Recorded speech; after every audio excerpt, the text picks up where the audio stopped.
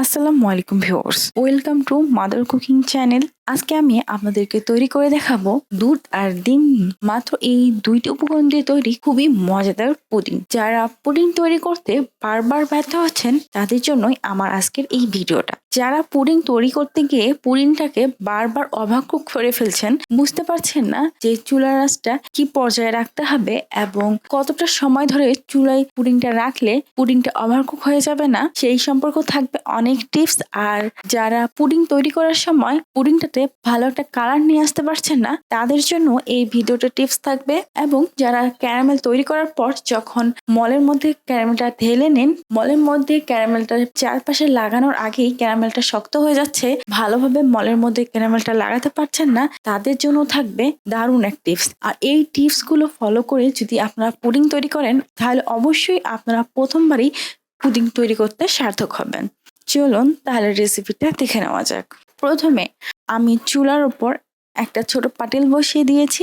এখন আমি এর মধ্যে দিয়ে দিচ্ছি চিনি 1/4 কাপ, দিয়ে দিচ্ছি পানি 1 টেবিল চামচ। আমি এখানে 1/4 কাপ চিনির জন্য 1 টেবিল চামচ পানি ব্যবহার করেছি। এখন চুলার আঁচটা মিডিয়াম লোয়ে রেখে আমি এগুলোকে জাল করব। আমি চুলার আঁচটা মিডিয়াম রেখে আমি একটু পরপর নাড়িয়ে দিয়ে এগুলোকে জাল করে নিয়েছি। এই পর্যায়ে দেখুন চিনিটা কিন্তু খুব ভালোভাবে গলে গিয়েছে। বেশ কিছুটা সময়ের মধ্যে দেখুন আশপাশ থেকে কালার আসতে শুরু করে দিয়েছে। আমি এখন একটা স্প্যাচুলা দিয়ে খুব ভালোভাবে নাড়িয়ে নাড়িয়ে এটাকে জাল করব, এতে করে কিন্তু সব দিকে ভালোভাবে কালার আসবে। এই পর্যায়ে দেখুন যে ক্যারামেলটা রয়েছে তার মধ্যে খুবই সুন্দর একটা ডার্ক কালার চলে এসেছে। আর এটাকে আমি বেশিক্ষণ চুলায় রাখবো না, এতে করে কিন্তু ক্যারামেলটা পুড়ে যাবে, তখন কিন্তু তেতো লাগবে। আমি সাথে সাথে চুলাটা অফ করে দিয়েই এর মধ্যে দিয়ে দিচ্ছি 1 টেবিল চামচ পানি। পানি দেওয়ার সাথে সাথে আমি পাতিলের মধ্যে একটা ঢাকনা লাগিয়ে দিচ্ছি। ঢাকনা লাগিয়ে প্রায় 30 সেকেন্ড থেকে 1 মিনিটের মতো সময় আমি এখানে রেখে দিচ্ছি। তারপর আমি আপনাদের ঢাকনাটা উঠিয়ে দেখাচ্ছি।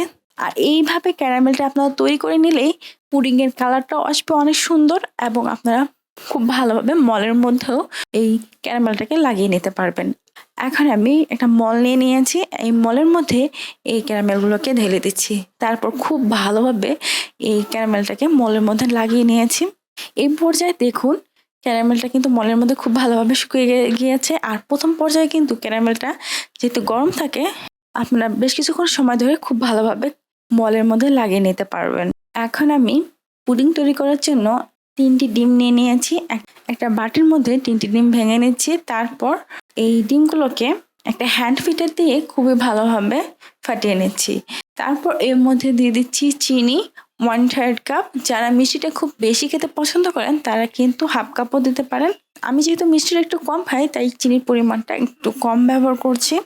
দিয়ে দিচ্ছি লবণ খুবই সামান্য পরিমাণে। মিষ্টি জাতীয় খাবারে হালকা লবণ হলে এই খাবারের স্বাদটা কিন্তু অনেকটাই বেড়ে যায়, তাই আমি এখানে কিছুটা লবণ দিয়ে দিচ্ছি ভ্যানিলা এসেন্স পাউডার 1/2 চা চামচ। আপনারা চাইলে লিকুইড ভ্যানিলা এসেন্সটাও দিতে পারেন। এখন আমি এই সব উপকরণসমূহকে আবারও খুব ভালোভাবে নাড়িয়ে দিব যতক্ষণ না পর্যন্ত চিনিটা ঠিকমতো গলে যায়। এই পর্যায়ে দেখুন চিনিটা খুব ভালোভাবে গলে গিয়েছে। এখন আমি চুলার উপর একটা পাতিল বসিয়ে দিয়েছি। এখন আমি এর মধ্যে দিয়ে দিচ্ছি লিকুইড দুধ। আমি এখানে এক মেজারমেন্ট কাপে 1 কাপ লিকুইড দুধ দিয়ে দিয়েছি।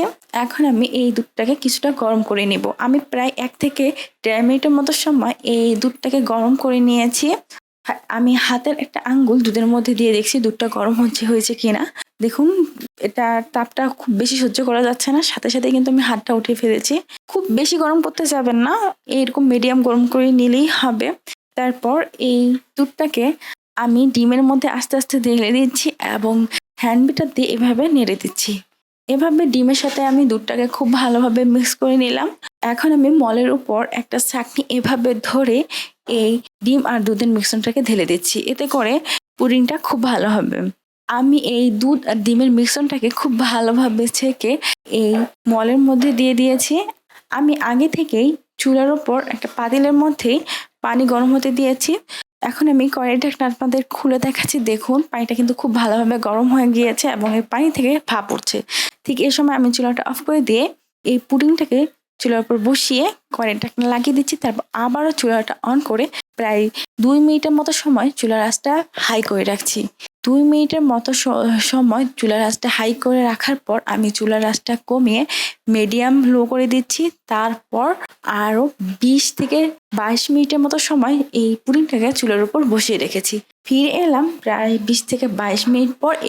এই পর্যায়ে পুডিংটা দেখুন খুব ভালোভাবে সেট হয়ে গেছে। আমি একটা চাকু ঢুকে দেখাচ্ছি। দেখুন চাকুটার গায়ের মধ্যে পুডিং লেগে নেই, চাকুটা কিন্তু ফ্রেশ বের হয়ে এসেছে। এখন আমি চুলা থেকে এই পুডিংটাকে উঠিয়ে নিব। তারপর এটাকে রুম টেম্পারেচারে রেখে ঠান্ডা করে ফ্রিজের মধ্যে প্রায় 5 থেকে 6 ঘন্টার মতো সময় রেখে দিব।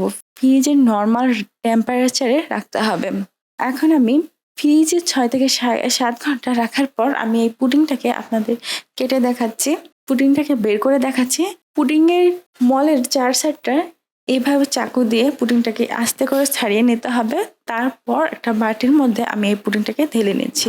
দেখুন পুডিংয়ের কালারটা ঠিক কতটা পারফেক্ট এসেছে। আমি পুডিংটা আপনাদের কেটে দেখাচ্ছি যে ভিতরটা ঠিক কেমন হয়েছে।